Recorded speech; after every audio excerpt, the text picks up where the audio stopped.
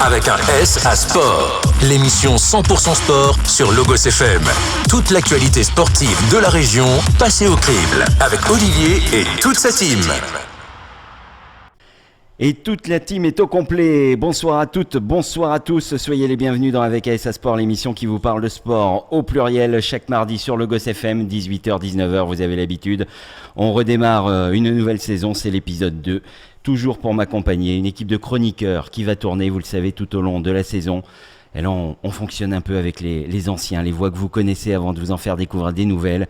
Alors, elle n'est pas si ancienne que ça, hein. Elle est encore toute jeune et fraîche. C'est Virginie Van der Merch. Salut Virginie, bon retour. Salut à tous, ouais, c'est clair que je ne suis pas une ancienne. Hein. Je ne dirais pas qu'il est moins jeune, je ne dirais pas qu'il est Attention tout aussi frais. dire. Il respire quand même la joie de vivre, c'est Fabrice Connor. Salut Fabrice. Salut à tous, et allez les Verts bien sûr, toujours. Hein. Et notre invité ce soir, on va parler football. Football avec un coach, le coach du FC Rion. Il s'agit de Thierry Vincent. Salut Thierry. Salut à tous. Alors je profite avant de lancer le début de l'émission pour vous dire qu'on va faire tourner les chroniqueurs et on va vous laisser l'opportunité de venir nous rejoindre de temps en temps. On va vous expliquer tout ça prochainement sur notre page Facebook avec AS Sport et certains de nos auditeurs vont pouvoir intervenir en tant que chroniqueurs. Vous viendrez avec nous en studio, vous participerez à l'émission, on vous donnera tous les détails prochainement, mais on va essayer de rendre cette émission la plus interactive possible. Allez, on commence tout de suite avec les résultats du week-end. C'est la première partie, le premier tiers-temps. Virginie, tu voulais commencer avec les demoiselles de Romagna, de l'ASM Romagna. Tout à fait. Et de 2 pour les demoiselles de Romagna. Deuxième victoire en 2 matchs pour les joueuses de l'ASM Romagna. Et pour leur première sortie à domicile de la saison, les Auvergnates, elles n'ont vraiment pas fait de détails. Cette fois-ci, face à Grenoble. Elles se sont imposées avec le bonus offensif 35-3 et confortant bien la première place de leur poule. Donc super. Et normalement, si tout va bien, la semaine prochaine, elles devraient partir à Bordeaux. Bon, eh ben on leur souhaite. On va se tourner vers Fabrice. Toi, tu vas nous parler des garçons de l'ASM. Ben, les garçons, ouais, c'est légèrement inquiétant parce qu'ils ont gagné déjà contre Toulouse une victoire tirée par les cheveux. À 15 contre 13 pendant une demi-heure, même s'il y a le jeune pilier là qui prend un carton jaune, enfin bref. Et puis, quand tu parles de victoire tirée par les cheveux, on ne se sent pas concerné avec Thierry. Hein, non, parce que vous n'avez pas trop de cheveux. Donc, Attendez un petit peu. Et donc, ouais, à Bayonne, normalement, c'était pour rectifier le tir, et ben non. Ils menaient 19-7 et ils perdent 21-19, voilà. Et bon, ben bref, c'est inquiétant. Et puis il y a le Racing qui arrive, quart finale de la Coupe d'Europe avec toute son armada. Ça va pas être simple, hein. Ouais, début de saison un peu mitigé pour l'instant, mais... Début de saison très mitigé, et puis quand Franck Azema dit on s'est menti, c'est que je pense qu'il y a quelque chose qui ne va pas dans le groupe, quoi, parce qu'ils doivent gagner à Bayonne pour rattraper cette victoire un peu bizarroïde contre le Stade Toulousain, mais voilà, ils perdent 21-19. Ce qui est inquiétant, c'est qu'ils mènent 19-7 quand même, donc ça c'est inquiétant. Thierry, tu suis un petit peu le rugby ? Très peu. Très peu. Ouais, vaguement. Par manque de temps ou par désintérêt ? Parce qu'on a le droit de ne pas s'intéresser à tous les sports. Non, je suis le rugby local avec le RCR. D'accord. Voilà. T'es On très Rio-moi. Ouais, on a une évolution un peu similaire avec le RCR. Ils axent beaucoup leur travail sur les jeunes et la formation. Et c'est vrai que c'est intéressant de changer et d'évoluer ensemble, quoi. Puis on se partage le terrain d'entraînement. Ah, d'accord. Donc ça crée des liens. On s'entraîne à Pierre-Robin. Voilà. Ils ont le terrain de rugby à côté, nous le terrain de foot. Donc c'est plutôt sympa. Très bien. Allez, on va changer de ballon. On va parler d'un ballon rond que tu connais bien. Virginie, tu voulais nous parler du FC Chamalières. Oui, FC Chamalières, le deuxième match de la saison qui est compliqué pour Chamalières avec une défaite 3-0 contre Romorantin. Et voilà, après un premier match victorieux. C'était le 5e match de la saison. Ah, c'est le 5e, pardon. Ouais. Alors, j'étais rentré de vacances un peu plus tard. Ah, c'est ça. J'ai été les voir. C'est-à-dire que la vie existe même quand tu es en vacances. Ah, c'est ça. Et ben, tu vois, j'avais une mauvaise info. Il me ratera jamais. Ouais, il faut que je te demande à chaque fois, Fab. En tout cas, voilà, compliqué pour eux dès le début de saison quand même, ça c'est sûr. Plus petit, on va dire, budget pour une équipe qui évolue à ce stade-là. Donc, sûrement, il va falloir aller chercher des victoires, et notamment à domicile, mais aussi à l'extérieur, pour arriver à remonter un peu tout ça. Et moi j'ai été les voir là, il y a 15 jours, et j'ai trouvé une équipe assez punchy quand même. qui en veut vraiment, avec un entraîneur qui est toujours là aux commandes et qui gère bien le groupe. Mais c'est vrai, c'est sûr qu'avec un petit budget comme ça, c'est compliqué. On se rappelle que l'an dernier, le début de saison avait été compliqué aussi, puis Arnaud avait su remonter la barre, remonter ses hommes. Oui, Arnaud, il fait des miracles depuis un petit moment au C. Chamalières. Elle a raison, Virginie, en parlant de ce problème de budget, parce que c'est vraiment le côté négatif de ce club-là. Après, ils sont, je pense, en train de créer une cellule marketing pour faire avancer les choses. Mais 3-0 à Romorantin, c'est une surprise, parce que Arnaud, après cette victoire contre Bourges 18, là, 2-1, les joueurs avaient retrouvé le moral.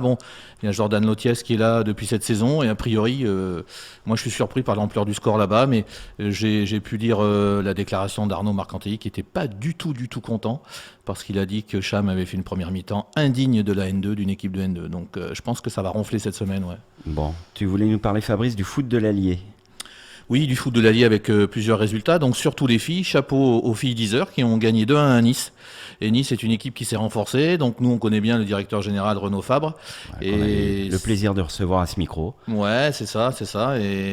Et donc ils étaient super contents et elles étaient super contentes d'avoir gagné à Nice. Donc ça, c'est important. Le MIF a perdu à Colomiers 2-1. Donc ça, c'est la poule de Chamalières en N2. On va préciser le MIF, Moulins, Yzeure, foot. Voilà, très bien, Olivier. Tous les auditeurs ne sont pas au fait des acronymes du foot. Mais t'as raison. Moi, j'ai regardé Stade 2 quand j'étais petit et Thierry Roland, il disait tout le temps qu'il fallait pas trop préciser parce que c'est pas grave. Non, je rigole. C'était Thierry Roland. Non, mais plus sérieusement, le MIF a perdu 2-1 à Colomiers. Donc Colomiers, c'est une grosse équipe aussi, un banlieue toulousaine. On sait que ça, c'est des clubs, ça rigole pas du tout. Ils perdent 2-1. Voilà, c'est dommage pour eux. Et puis l'Académie de Moulins qui gagne 4-1 contre le FC Velay en N3. Donc ça, c'est un super résultat. Donc bravo à eux, et puis que ça continue, parce que c'est un club sympa, et ça fait toujours du bien de gagner 4-1, ça c'est clair. Allez, j'en profite pour rappeler que dès jeudi, on va retrouver avec ASA Sport dans l'Allier en direct du studio Yujo à Moulins. Ça sera la première de la saison. Là aussi, on reprend notre rythme à la télé avec notre partenaire Sport Allier. Donc ça sera jeudi à 18h. On compte sur vous, bien entendu. On va mettre le bazar dans le Bourbonnais, ça va être super. Fabrice, je vais te laisser la parole et conclure avec les sports co. Et tu voulais nous parler du HBCAM qui a entamé sa saison en Coupe de France. Oui, et puis le HBCAM a perdu 36-31 à Nice, contre l'OGC Nice. Bon, là, pareil. Gros morceau. Ouais, l'OGC Nice, c'est une grosse équipe. Et donc j'ai pu avoir Jamal El Kabous qui m'a dit que elles avaient fait une très belle entame. Et après, des fois c'est paradoxal, mais cette belle entame a réveillé les Niçoises. Et donc après, ça a été un petit peu plus difficile. Mais il est content malgré la défaite. Il a vu des bonnes choses et que ça continue comme ça. Voilà, c'était un peu un dernier match de préparation avant la reprise. C'est ça. Qui sera samedi prochain à la Maison des Sports, 20h face aux Pousins. C'est ça, exactement. Voilà. Exactement, donc avec une victoire à la clé. On compte sur la victoire à la clé et on compte sur les supporters pour venir les encourager. Virginie, tu vas nous parler d'un domaine que tu connais bien, l'athlétisme. Enfin, je connais bien. Disons qu'en fait, j'y étais surtout ce week-end. Championnat de France à Albi, championnat de France élite et junior. Ils ont fait les deux en même temps. Et du coup, la perche. C'est super, Renaud Lavillenie et son frère Valentin finissent premier et deuxième. C'est la première fois sur un championnat de France en outdoor où les deux frangins finissent l'un derrière l'autre. Outdoor à l'extérieur, tu veux dire, pas au Mont d'Or, rien à voir avec le Mont d'Or. Non, rien à voir. À l'extérieur. Et Valentin, d'habitude... Ni avec autre chose qui aurait lien avec le cinéma. Voilà. Valentin... faut ça démarre fort, ça démarre fort. Il faut vraiment que je fasse gaffe à ce que je dis. Valentin, qui d'habitude, c'est vrai...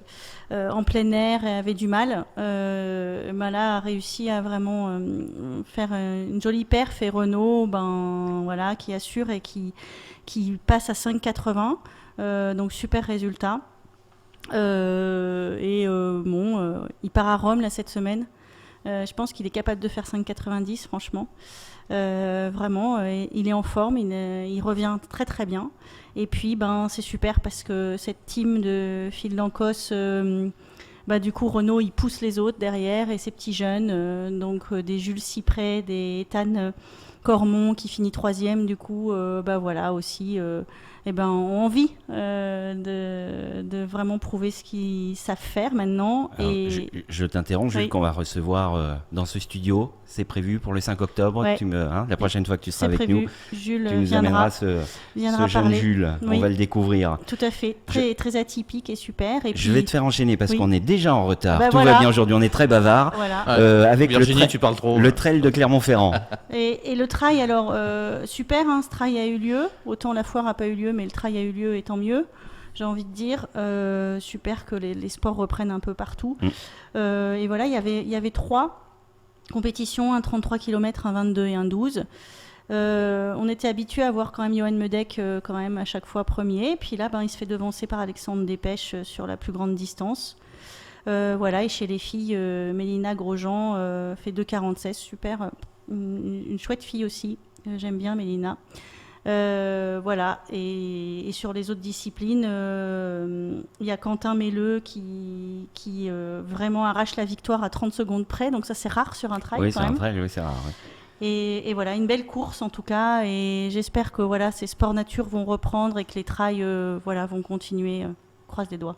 On le souhaite. Fabrice, tu voulais conclure avec un petit mot sur le cyclisme français, mais comme on est à la bourre et que tu as déjà été très bavard, on en parlera à l'occasion du coup de cœur de Virginie, puisque on Avec aura plaisir. un coup de cœur sur le cyclisme, donc ça sera l'occasion Avec plaisir. de coupler les deux. Voilà, c'est la fin de ce premier quart-temps, la fin de cette première partie d'Avec SA Sport. On se retrouve tout de suite après la pause sur Logos FM.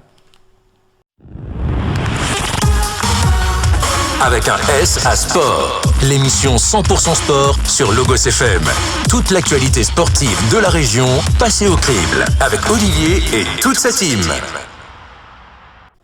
De retour pour le deuxième quart-temps d'Avec ASA Sport, l'émission qui vous parle de sport au pluriel chaque mardi à 18h sur Logos FM. Pour m'accompagner ce soir, mon équipe de chroniqueurs qui est composée de Virginie Van der Merch, Fabrice Connor et notre invité, c'est le coach du FC Rion, Thierry Vincent. Salut Thierry. Salut. Alors on commence, vous en avez l'habitude, cette deuxième partie avec notre souvenir de sport. Alors il se trouve que Thierry est un amateur de Bastia, du foot de Bastia. Et donc Fabrice, tu as voulu nous faire un souvenir sportif sur l'épopée des Bastiais sur la saison 77-78. Ça va faire plaisir à Johan qui n'était pas né. Je tiens à préciser que j'étais pas né en 77-78. Est-ce nécessaire de le préciser? Moi je l'étais. Moi aussi je l'étais. Et je me souviens très bien de cette épopée, cette folle épopée du Sporting Étoile Club de Bastia. C'était le SEC Bastia à l'époque.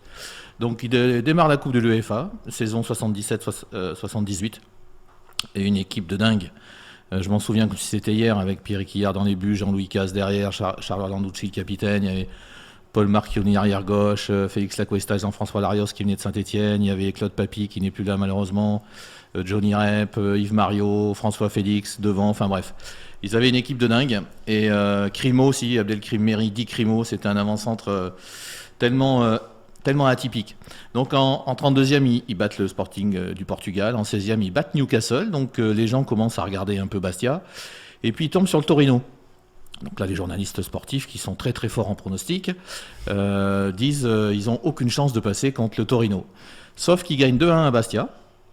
Et le Torino n'a jamais perdu de match européen à Turin en Coupe d'Europe. Donc Torino reçoit Bastia, sauf que Bastia va gagner 3-2 à Torino. Et là, c'est un truc de fou, quoi. On n'a jamais vu ça, quoi. Quart finale, Bastia reçoit le Carl Zeiss de Jena, des Allemands de l'Est, réputés très physiques à l'époque. Bel accent. Merci beaucoup. Je l'ai travaillé. Et Bastia va battre le Carl Zeiss Jena 7-2. Incroyable, mais vrai. 7-2. Une folie, quoi. Donc voilà. Et puis les Grasshoppers Zurich en demi-finale. Ça sera un petit peu plus difficile. Et puis la finale, ils la perdent. Ils font 0-0 à Bastia et ils perdent 3-0 au PSV Eindhoven. Le PSV Eindhoven des frères Van de Kerkhoff à l'époque, là. Donc c'était vraiment une grosse équipe. Et moi, je pense que l'erreur qu'ils ont fait, c'est de jouer le match aller parce que c'était un vrai bourbier. Ils n'auraient pas dû y aller, c'est ça? Ils auraient dû le reporter parce que c'était un vrai bourbier. C'était vraiment un vrai bourbier. Mais voilà, toute la France sortait d'une épopée stéphanoise extraordinaire. Et puis Bastia a touché des millions et des millions de Français. Et moi, j'avais 10 ans à l'époque. Je m'en souviens comme si c'était hier. Alors Thierry, toi, avant qu'on parle de toi et que tu te présentes à nos auditeurs, qu'est-ce qui fait que toi qui n'étais pas né à cette époque, tu t'intéresses à ce club de Bastia? Alors moi, c'était un petit peu plus tard que 77-78, c'était plutôt dans les années 2000, où j'avais la quinzaine, et l'état d'esprit du groupe, la solidarité, l'engagement, la rigueur qu'ils mettaient sur leur terrain surtout, et puis même à l'extérieur d'ailleurs, fait que j'aimais ce qui se dégageait de cette équipe. Et puis il y a eu des joueurs qui sont passés à Bastia qui ont été très bons après, comme Michael Essien par exemple, qui a percé ensuite. Et puis il y avait des profils de joueurs que j'aimais bien à l'époque, comme un certain Cyril Roule. Alors c'était pas le plus beau des footballeurs, mais au moins il était hyper engagé, il défendait beaucoup. Ça, il était hyper engagé, lui. C'est ça. Et voilà, à l'époque, ça fait que je me suis attaché à ce club sans pour autant le suivre au quotidien, mais voilà, je suis l'activité sportive de cette équipe-là. Ouais. D'accord. Alors, on va parler de toi maintenant et de ton club, le FC Riom. Alors, je vais préciser avant à nos auditeurs que Fabrice, tu as pris des fonctions durant l'été dans ce club. Donc, chacune de tes paroles, forcément, ne sera pas totalement neutre puisque tu es le coprésident, c'est bien ça? Oui, en charge du sportif. Ouais, voilà, c'est ça. coprésident en charge du sportif. Donc, on le précise pour être totalement en transparence. C'est grâce à toi que Thierry est avec nous d'ailleurs, donc je te remercie. Thierry, comment tu es arrivé au foot et comment tu es arrivé à ce poste d'entraîneur du FC Riom? Alors j'ai commencé en débutant, donc au plus jeune âge le foot, à Riom, bien sûr, puisque j'habitais sur Riom. Mon père faisait du foot avant, donc c'est logiquement qu'avec mon frère faux jumeau, on a tous les deux attaqué le foot à Riom à 5 ans. J'ai joué jusqu'à mes 17 ans à Riom, après je suis parti pour mes études. Et j'y suis revenu quelques années après en tant qu'éducateur de jeunes. Donc j'ai commencé avec les moins de 13 ans, qui à l'époque jouaient à 11. Et j'ai franchi toutes les catégories. Donc j'ai fait moins de 13 ans, moins de 15 ans, moins de 18 ans. Pendant ce temps-là, j'ai été en contrat au club où j'ai travaillé à plein temps. Donc j'ai aussi créé une section sportive au club, animé des stages foot. J'ai fait pas mal d'activités, notamment le secrétariat aussi. Enfin voilà, j'étais polyvalent au club, et ça m'a permis aussi d'entraîner les plus petits, les U7, les U9, les U11. Enfin, j'ai vraiment entraîné toutes les catégories avant de tenter le challenge senior, d'abord avec l'équipe réserve pendant 2 saisons et demie en R3. Et puis après, l'aboutissement, ça a été quand j'ai pris l'équipe première. Et là, j'attaque ma 6e saison à la tête de l'équipe première, sachant que ça fait maintenant 15 ans que j'entraîne environ. D'accord. Et tu as pris l'équipe à quel niveau? J'ai pris l'équipe en R2 la première saison. Donc c'était à la moitié de la saison. Donc on a fait une demi-saison de maintien. Ensuite, on a fait une autre saison de maintien où l'effectif a beaucoup, beaucoup changé. Et la 3e année, on est monté en R1. Et voilà, ça va faire notre 3e saison là, en R1. Donc on commence à être de mieux en mieux structuré avec un effectif de plus en plus stable, même s'il a fallu le renouveler pas mal cette année. Mais tant dans l'état d'esprit que dans la façon de jouer, c'est stable et très enthousiaste. Alors on développera dans la 3e partie les objectifs sportifs du club. On va parler, puisque tu es polyvalent, que tu as une connaissance quand même globale de ce club, de ce qui change là depuis cette intersaison. Qu'est-ce qui est nouveau? Une équipe de dirigeants qui s'est un peu renforcée. Et une équipe de dirigeants de poids. Attention, jeu de mots. Ça peut aller loin. Attention, Olivier Diroir, attention. Non, en plus t'as maigri, donc non. Merci. Tu es parfait, ne change rien. Un petit bonjour à Stéphanie Poiré, d'ailleurs. Alors Thierry, comment ce club se structure d'année en année? Alors ça, c'était un des premiers objectifs, moi, quand j'ai repris l'équipe première, vraiment de structurer l'ensemble, pas forcément l'équipe première, mais d'assurer une continuité dans ce que je voulais mettre en place au club. Clairement, moi je suis quelqu'un de très attaché au club, j'ai évolué là-bas depuis mon plus jeune âge. Mon ambition première, sachant que l'entraîneur de l'équipe 1, il est voué à changer régulièrement, on le sait, c'est comme ça. Peut-être que ça durera longtemps avec moi, ce que j'espère vraiment. Maintenant, ma principale ambition, c'est que si jamais un jour ça change, on ait une continuité dans ce qui est mis en place, dans le projet global du club sportif. Et ma première intention quand j'ai pris les commandes, c'est d'avoir un directeur sportif qui assure la continuité de ce qui est mis en place. Tant dans le recrutement que le projet de jeu, que les joueurs qui vont partir, tout un tas de choses qui est lié aux sportifs. Donc du coup, on a introduit Ghislain Genillet en tant que directeur technique pour qu'il assure une certaine continuité dans le travail, même si un jour, c'est plus moi. Et ça, c'était important de le faire parce que ce club, il est, moi, je l'aime, il est plutôt très bien placé géographiquement. Je pense qu'il y a un vrai gros potentiel. Aujourd'hui, on a un frein qu'on connaît très bien avec Fabrice, qui est financier. Mais je pense qu'il a quand même un gros potentiel. Et du coup, je voulais vraiment qu'on crée un projet qui soit périn dans le temps. Et voilà, on l'assure avec un directeur technique qui, malgré s'il y a des changements dans le staff ou dans l'équipe sportive en tout cas, pourra assurer, lui, le projet. Est-ce que, comme tu as fait un peu toutes les catégories d'âge avant de prendre en main l'équipe première, tu as pu faire un suivi de certains joueurs que tu aurais retrouvés depuis le plus jeune âge jusqu'à l'équipe 1 aujourd'hui ou pas du tout ? Alors c'est sympa d'en parler parce que quand j'ai commencé, alors il était juste l'année au-dessus, c'est notre gardien Abdoul Compaoré, qui effectivement, quand j'ai attaqué en moins de 13 ans, était au club et on a passé les catégories ensemble. Donc ça fait pas mal d'années qu'on se connaît. Et puis il y a eu d'autres joueurs que j'ai croisés en route, que j'ai eu par exemple en U15, mais je suis resté une année de plus, eux sont montés, et puis je les ai retrouvés en senior derrière. Oui, il y a certains joueurs que j'ai connus petits, que maintenant je vois arriver en senior. Et c'est vrai que ça fait toujours un peu bizarre quand même. On prend un coup de vieux. Fabrice, est-ce que tu as une question à poser à ton coach ? Oui, bien sûr. Je connais le travail maintenant de Thierry qui prépare toujours très très bien ses séances. Et puis je trouve que c'est quelqu'un qui est abordable. Et c'est pour ça que je voulais lui poser la question suivante. C'est pas préparé, hein, il sait pas à quoi s'attendre. Non, Thierry, on sait que le FC Rion aujourd'hui s'est renforcé, hein, ça tout le monde le sait. Et c'est quoi l'objectif sportif pour cette saison ? C'est évidemment de terminer le plus haut possible. C'est pas faire la langue de bois que de dire ça. Un peu quand même. Non, parce que le plus haut possible c'est premier et on a clairement l'ambition de terminer à cette place-là. Maintenant, la saison est hyper longue. Il y a tellement de paramètres à maîtriser que c'est clair qu'on ne sait pas dans un mois ce qui va se passer. Est-ce qu'il y aura des blessures ? Est-ce qu'il y aura des absents parce que ils auront changé de travail ? Parce que on est dans le monde amateur et il y a plein d'aléas qui font qu'une saison qui paraissait très belle peut très vite se retourner. Donc je fais attention à ça, je préserve. On peut quand même dire qu'il y a des envies d'au-dessus. Il y a des envies, mais ça fait déjà des années qu'on le prépare. Quand je prends une équipe, c'est évidemment pour la faire monter au niveau au-dessus. Quand je l'ai pris en R2, mon ambition première c'était de monter en R1.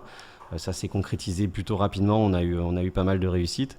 Maintenant qu'on est en R1 depuis 2 ans, mon ambition première c'est de monter en N3. J'ai pas envie qu'on reste là. Rion c'est une grosse ville, on est proche de Clermont-Ferrand. Exactement. On se doit de voir au-dessus. Si c'est pas cette année, clairement il faut que ce soit l'année prochaine. Très bien, on parlera plus en détail du sportif dans la 3e partie d'Avec ASA Sport. Vous êtes toujours sur le Gosse FM et on se retrouve tout de suite après la pause. Avec un S à sport, l'émission 100% sport sur Logos FM. Toute l'actualité sportive de la région passée au crible avec Olivier et toute sa team. 3e partie, 3e quart-temps d'Avec ASA Sport, l'émission qui vous parle de sport au pluriel chaque mardi à 18h sur Logos FM. Pour m'accompagner ce soir, Virginie Van der Merch, Fabrice Connor et notre invité que vous avez découvert dans la partie précédente, Thierry Vincent, le coach du FC Rion. Alors Thierry, tu nous parlais un peu de ce club, tu nous as présenté ce club, les objectifs sportifs pour la saison. On en est où là ? La saison est partie, on va déjà faire un petit retour en arrière.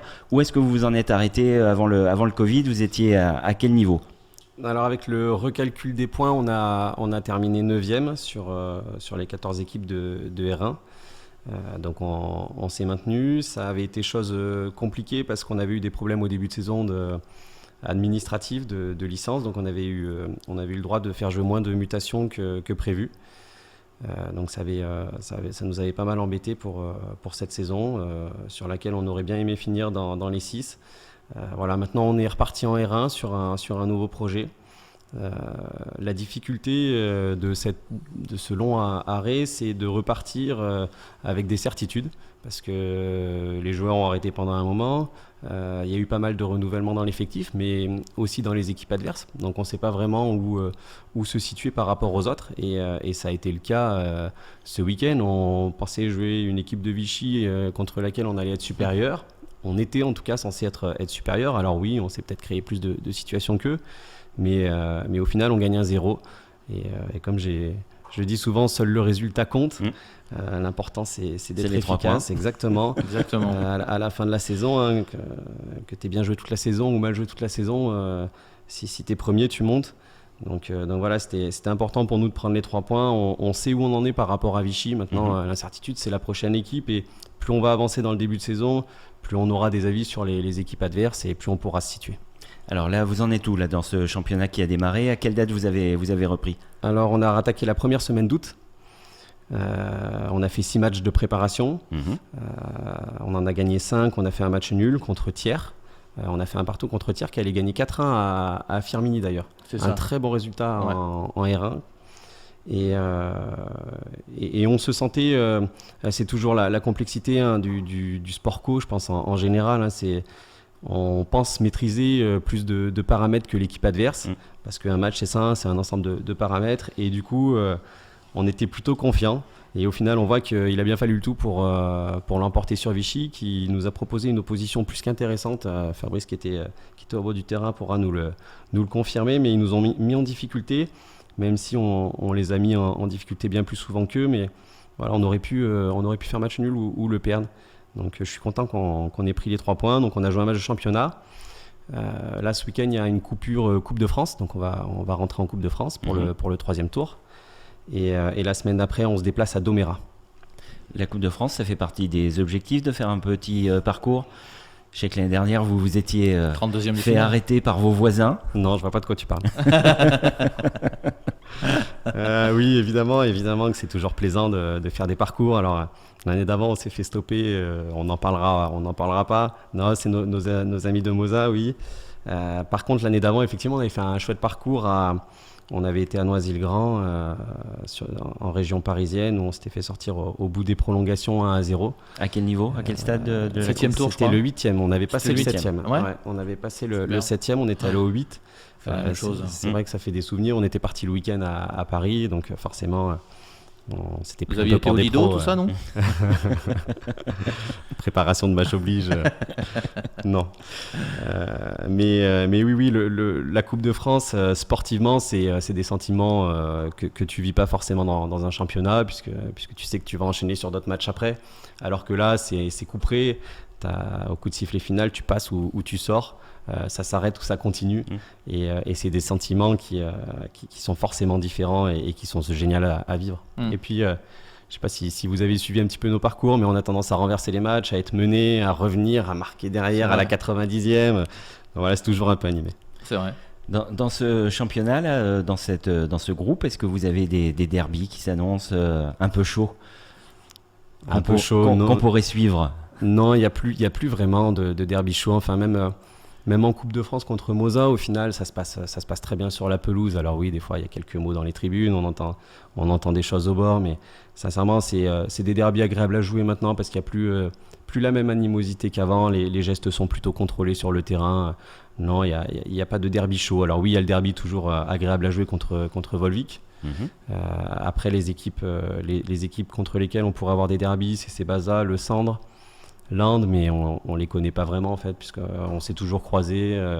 Ils étaient en R2, nous en R1. Quand on est redescendu, on n'était pas dans la même poule. Donc on va se connaître cette saison. Fabrice. Oui, donc juste une parenthèse pour Vichy. C'est vrai, Thierry a raison. Hein, Vichy, c'était une belle équipe. Hein, ils ont un numéro 6 là, qui était impressionnant, et puis des attaquants qui vont très très vite. Donc voilà, le championnat est relevé. Après, donc moi, je voulais poser une question à Thierry. Une question difficile. Thierry, tu prends quoi, toi, la montée en N3 ou un 32e de finale de Coupe de France? C'est trop facile. C'est trop facile. Si tu as le choix entre deux bras en mousse et. Non, c'est trop facile à répondre. Juste pour appuyer ma question, n'oublions pas que Melun, il y a 2 ans, R1, a sorti Angers, Ligue 1, en Coupe de France, 1-0. Donc non, tout est mais possible. pour moi c'est une question facile à répondre. Je prends la montée en N3 pour l'avenir du club. Il est Tout bien, simplement. Il est bien Scott. Et le 32e, on le fera l'année de N3. Très bien, belle ambition. Ça change vraiment beaucoup de choses, ce passage de régional à national. Alors, depuis la réforme des championnats de la CFA2 à la N3, moins, ça change moins de choses. Le championnat est plutôt une R1 améliorée. Ce qui est peut-être mieux pour intégrer les nouveaux clubs, les clubs qui sont promus. Exactement, j'en discutais avec Anthony Lescure qui nous vient de Chamalières et on parlait de championnat national 3 et lui me disait clairement qu'en tant que joueur non rémunéré ou non semi-pro, c'était le niveau auquel on pouvait jouer facilement en travaillant à côté, quoi. D'accord, donc c'est pour une fois une réforme plutôt positive. Plutôt positive pour nous pour accéder à ce championnat-là. Très bien, merci beaucoup Thierry, donc Thierry Vincent, le coach du FC Rion. Allez, pour conclure cette troisième partie de l'émission, je vais donner la parole à Virginie, c'est l'heure du coup de cœur, coup de gueule. Et tu avais Virginie pour ton retour à l'antenne. Un coup de cœur, évidemment, comme toujours, comme souvent. Virginie, elle n'a jamais de coup de gueule, hein. C'est toujours un coup de cœur. On est trop gentils, Virginie. Et tu voulais... C'est vrai que ça arrive pas souvent. Non, mais c'est parce que j'aime tous les sports, donc tu vois, moi c'est compliqué d'avoir. Alors des que Fabrice, de gueule, il aime personne. C'est ça la différence. J'aime le sport, mais pas les sportifs. Non, je plaisante. Tu voulais nous parler cyclisme, c'est d'actualité. Ça l'a été en tout cas pendant ce week-end à Clermont, mais tu voulais nous parler du cyclisme féminin. Ouais, tout à fait. Moi, contente d'entendre que le Tour de France féminin devrait revenir. Il a été arrêté en 2009. Et en fait, a priori, Olivier Bianchi aurait annoncé qu'après le passage du Tour de France ce week-end dans notre région, vouloir accueillir le Tour féminin en 2022. Dans une interview donnée à France 3 Auvergne. Et quand j'ai lu ça, j'ai dit super parce que... Ça a passionné mon fils, ça. Ouais. Non, mais moi, franchement, je pense que c'est important de toujours pareil. Alors, vous allez dire, ah, mais oui, d'accord, c'est une fille et elle veut promouvoir le sport féminin. Absolument pas. Tu vois, regarde, t'as vu que t'as des mauvaises pensées aussi. Alors là, absolument pas. Des pensées négatives. Ça me surprend de toi, Virginie. Mais n'empêche Comme que quoi, les sophrologues sont pas toujours positifs. N'empêche que c'est vraiment chouette de faire revenir le Tour de France féminin. Je pense que c'est une belle épreuve. Et moi, pour l'avoir vu plein de fois, j'aime bien cette compète. Et elles ont tout autant de mérite que ces messieurs Clairement. parce qu'elles grimpent les mêmes cols. Le colombier n'est pas plus bas parce qu'on est une femme, donc c'est pas moins dur. C'est la même chose, c'est la même course. Fabrice, tu voulais pousser un petit coup de gueule, toi, sur les garçons. Je vais réagir tout de suite. Ouais, un petit coup de gueule parce que moi, quand je lis ou quand j'écoute Thibaut Pinot qui dit maintenant l'objectif c'est d'aller à Paris, je sais qu'il a mal au dos, peu importe. Mais il peut prendre le train, remarque, ça va plus vite. Voilà, c'est ça exactement, ou l'avion même. Mais moi, ce que j'aime pas, alors j'aime vraiment le vélo et j'aime les coureurs cyclistes, mais ce que j'aime pas, c'est d'annoncer que tu vas gagner le Tour de France avant. Ça, j'ai horreur de ça. Si tu peux pas le faire, tu te tais. Non, mais après, ce qu'il y a, c'est que ils savent qu'il y a beaucoup de concurrence. Non, mais il y avait Roglic qui était au-dessus pendant le Paris-Nice, Bernal, qui a craqué, mais qui était en forme. Quintana, tout ça. Les cyclistes français. Alors, Julien Alaphilippe, c'est pareil. Il faut que je termine mes phrases. Le cycliste français. Commence-les déjà, ça sera bien. Ouais. Cycliste français, c'est tout le temps. Et ça me fait penser à un autre sport. Et donc, Virginie, là, je vais en profiter. Le tennis aussi. Gasquet et mon fils, ils étaient promis à un avenir radieux et les journalistes les ont montés beaucoup trop. Et je pense qu'ils font une erreur avec les cyclistes. Mais Julien Alaphilippe... Mais ça, c'est pas la faute des cyclistes, des coureurs, des sportifs, c'est les médias, monsieur le directeur commercial de Clermont Sport. Ouais, d'accord. Mais ce qu'il y a, c'est que quand on annonce ça, il faut au moins qu'on termine dans les 5 premiers. Romain Bardet, il tombe. Mais Julien Alaphilippe, qu'il anime des courses, c'est bien. Qu'il anime des étapes, c'est super. Mais là, il est à 1h45 ou 1h52, je sais. Ça rime à quoi. Je veux dire, gagner le Tour de France, c'est une chose, mais c'est quand même la plus grande étape, la plus grande course par étape au monde. Donc, si on annonce une victoire au Tour de France, il faut qu'on soit dans les 5 premiers à Paris. Pour moi, c'est une obligation. Autrement, c'est pas la peine de l'annoncer. Très bien, et ça sera le mot de la fin de cette troisième partie. On se retrouve tout de suite après la pause avec un Fabrice énervé pour le débat, ça va être super. C'est ça. On se retrouve tout de suite après la pause sur Logos FM.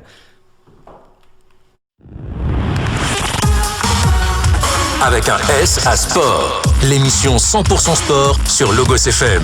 Toute l'actualité sportive de la région passée au crible avec Olivier et toute sa team. Quatrième et dernier carton d'avec ASA Sport, l'émission qui vous parle de sport au pluriel chaque mardi à 18h sur Logos FM. Je vous rappelle, la petite nouveauté de cette saison 2, c'est la rediffusion le mercredi à partir de 20h.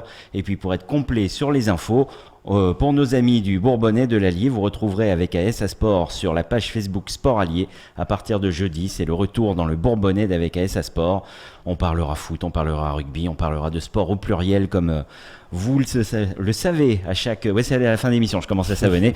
Ouais, vous le c'est savez, pas grave, hein. à chaque fois, vous retrouverez le quiz, notre bonne humeur. Ça sera jeudi à partir de 18h sur la page C'est Facebook Sport Allier. C'est ça. Alors pour conclure cette émission, un petit débat. Alors tout d'abord, on va excuser Virginie qui a dû s'absenter pour un petit impératif familial. Donc on la remercie déjà de sa présence tout au long de cette émission. Fabrice Connor qui est toujours en ma compagnie. Salut Fabrice. Salut Olive. Et notre invité Thierry Vincent, le coach du FC Rion. Salut Thierry. Salut Olivier. Donc pour conclure cette émission, notre traditionnel débat. Et aujourd'hui, j'avais envie de nous faire réagir sur l'exclusion de Djokovic à l'US Open. Après son coup, sa balle portée sur la juge de ligne. Qu'est-ce que tu en penses, toi, Fabrice ? Alors moi déjà, Djokovic, c'est mon joueur préféré avec dans le Big Three là, Djoko. Alors quand on commence une phrase comme ça, il y a toujours un mais. Et connaissant Fabrice, c'est mais je vais le défoncer. Il va arriver. Djoko, Nadal, Federer, moi j'aime beaucoup Djokovic et puis j'ai eu le grand plaisir de le voir à Monaco. Enfin bref. Mais là, je suis désolé. T'as beau être numéro 1 mondial, tu fais pas un geste comme ça, quoi. Qui balance la balle dans les tribunes, ça veut dire quoi ? En plus, il vient de se faire briquer. Il perd 6-5, on est dans le premier set. Et monsieur, parce que c'est pas la première fois. Hein, encore une fois, c'est un joueur que j'aime bien, mais c'est pas la première fois. Et là, il balance une balle sur une juge de ligne. Alors, là, je vais quand même te corriger, tu vas loin. Il vise pas la juge de ligne. Il balance une balle, je suis d'accord. Le geste est ce qu'il est, ok. Ouais, mais en direction. On est dans un stade qui a huis clos, il y a personne. Il a une petite maladresse avant tout.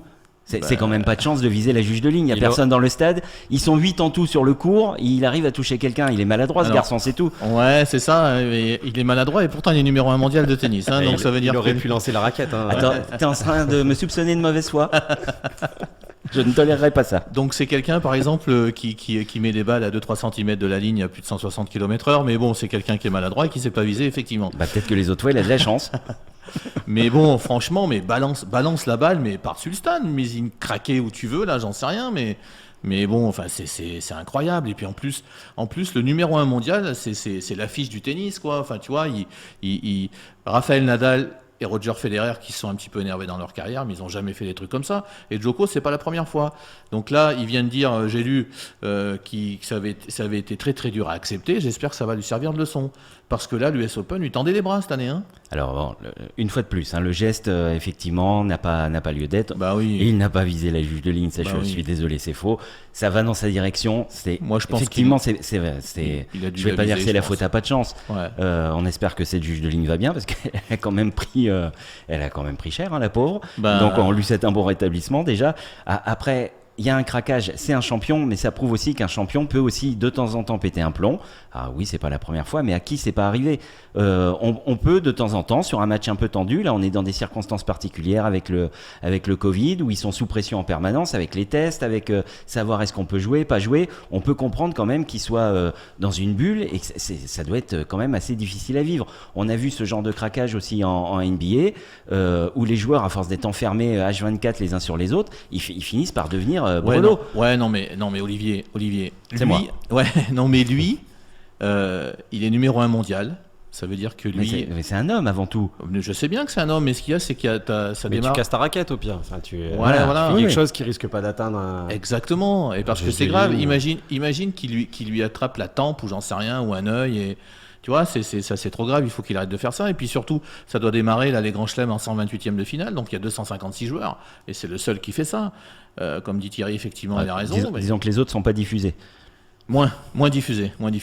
Moi, j'ai jamais fait, je ne sais pas ce que c'est. Moi, j'ai fait l'Open de Saint-Éloi-les-Mines, mais il n'y avait pas de télévision. mais par contre, le geste n'est pas excusable. Et Olivier, tu connais bien trop le sport pour prendre le parti de Novak Djokovic. Hein. Voilà, les auditeurs peuvent pas te voir, mais je sens que t'es quand même pas trop bien dans tes baskets. La flatterie ne marchera pas avec moi, monsieur. Non, mais sérieux, voilà. Après c'est. Et puis, alors moi, je voudrais aussi signaler un petit truc. Je pense que ça doit jouer dans sa réaction.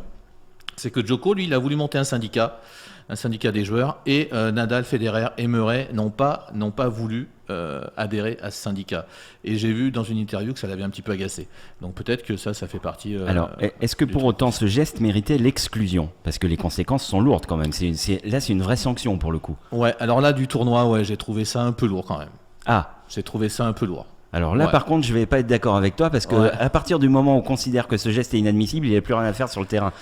Non, mais ce qu'il y a, c'est que il aurait pu, par exemple, démarrer le match suivant en étant mené 2-7-0, par exemple. Ah oui. Moi, je pars du principe. On peut tirer la courte paille aussi. Moi, je pars du principe où s'ils connaissaient le règlement et si c'était écrit dans le règlement est plutôt juste, quoi. Enfin, on applique le règlement. Ouais, non, mais c'est sûr.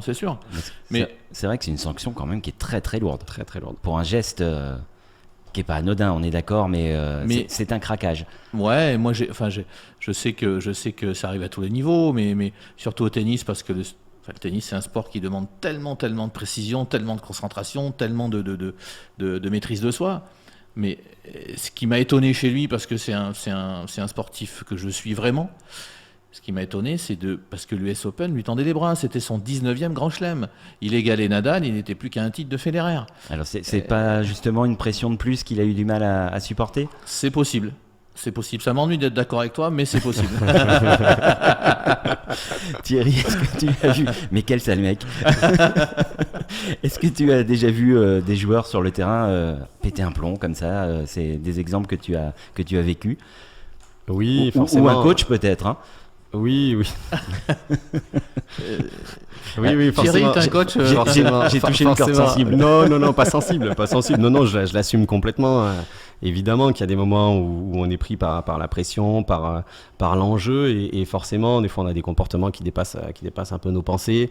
Et moi, ce qui me touche particulièrement, c'est l'injustice. Alors, je sais pas si c'est ce qui a fait du mal à Djoko, mais en tout cas, je sais que pour moi, oui, effectivement, la justice peut me mettre dans peut m'amener à des comportements bizarres des fois.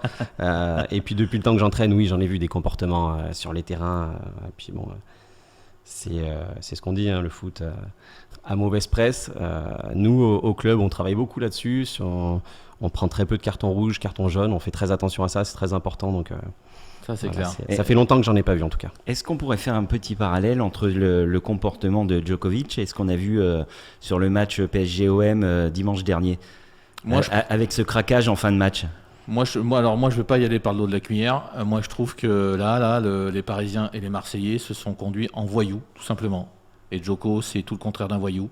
Parce que regarde Neymar. Moi, j'ai absolument rien contre Neymar. Pour moi, Neymar, c'est un joueur extraordinaire quand il veut jouer. C'est un gars qui mérite le ballon d'or, mais il a un caractère trop pourri. Il a un ego surdimensionné. C'est un mec, parce qu'ils n'arrivaient pas à marquer hier, il s'est énervé. En plus, le chambrage de Dimitri Payet par rapport à la finale de la Ligue des Champions, ça lui a pas plu. Et il était déjà électrique en rentrant sur le terrain. Donc après, tu vois, moi, je trouve que le football, franchement, avec ce qui s'est passé hier, n'a rien gagné du tout, quoi. N'a rien gagné du tout. J'aime beaucoup ton avis, Fabrice, mais je vais demander celui d'un spécialiste. Thierry, qu'est-ce que tu veux? Je sais pas ce que ça veut dire. Non, mais ça, c'est parce que j'ai gagné le débat avec Djokovic. Olivier, il supporte pas la défaite. Qu'est-ce que tu en penses? Moi, je vais rester sur mon avis d'entraîneur et je trouve tout simplement que tout ce qui s'est passé, que ce soit côté marseillais ou côté parisien, c'est inadmissible. On a un championnat à jouer. On n'a pas à faire des gestes qui vont nous emmener à être dans le dur sur les matchs qui suivent, notamment sur les suspensions des joueurs. Et voilà, soit on pense à pourquoi on est là tous, et c'est l'objectif commun d'aller chercher les victoires, les matchs les uns après les autres, soit on pense à soi. Et là, les joueurs, clairement, ont squeezé l'objectif commun et l'objectif du club. Exactement. Pour faire quelque chose qui, pour moi, déjà renvoie une image hyper négative du football, alors que on le sait, hein, le foot, c'est un sport qui est juste génial quand il est pratiqué de façon correcte et avec du respect. Donc voilà, alors de temps en temps, il y a ces images-là et ça efface tout ce qui peut bien se passer sur tous les stades, tous les week-ends, et c'est bien triste. Ça, c'est bien vrai. Et puis ça renvoie... C'est un mauvais exemple pour le foot amateur, pour les jeunes, pour qui se démènent, pour tous les bénévoles c'est sûr. Et puis de toute façon, qui se donnent dans les clubs. Hier, autant Marseille que Paris, effectivement, il y a des jeunes gamins qui regardent ça, qui font pareil le dimanche. Parce que Paris et Marseille, c'est 2 grands clubs aujourd'hui, mais voilà, quand les jeunes regardent ça, et ben voilà. Faut pas étonner que ça se bat le dimanche. C'est sûr. Donc, conclusion de ce débat, Djokovic est un joueur maladroit. Il aurait pu faire beaucoup mieux. C'est moi qui anime. Il a fait une grosse erreur. C'est moi qui décide. Il n'y a plus de démocratie sur cette station radio. Je pars tout de suite. Je pense qu'avec mes idées généreuses, je ferai un très bon dictateur. Allez, c'est la fin d'Avec ASA Sport. Notre prochain rendez-vous, ce sera mardi prochain sur Logos FM, toujours à partir de 18h. N'oubliez pas, demain, mercredi, la rediff à partir de 20h. Notre rendez-vous Web TV, c'est sur la page Facebook de Sport Allié. Ce sera jeudi 18h. On va pas se quitter de la semaine. On reprend nos émissions en Web TV en direct du Stadio Yujo de Moulins avec ASA Sport dans l'Allier. Et puis, vous allez pouvoir participer vous aussi à l'émission en devenant chroniqueur d'un jour. Vous allez avoir toutes les informations très prochainement sur notre page Facebook avec ASA Sport. On vous demandera deux, trois petites informations, éventuellement une petite vidéo. Et puis, vous viendrez nous rejoindre en studio. Vous participerez à l'émission avec nous. Vous serez notre chroniqueur à part entière. Et on espère que vous serez nombreux à répondre à cette invitation. C'est une vidéo sportive qu'on veut, attention, il faut préciser. Oui, bien sûr, on précise. Oui. Mais il n'y a que toi qui as l'idée perverse de faire autre chose. Allez, bonne soirée à toutes et à tous et je vous souhaite une très belle semaine sportive.